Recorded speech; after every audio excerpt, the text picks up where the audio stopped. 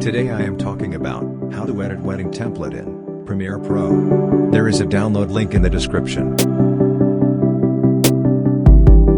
Now go window and activate Essential Graphics panel.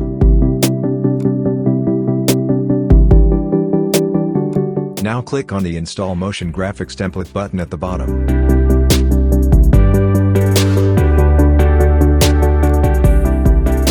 Now select the downloaded MOGRT file.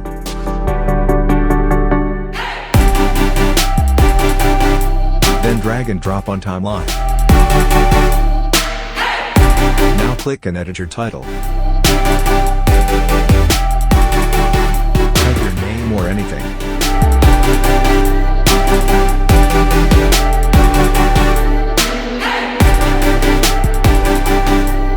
Now you can change fonts, font colors and font sizes.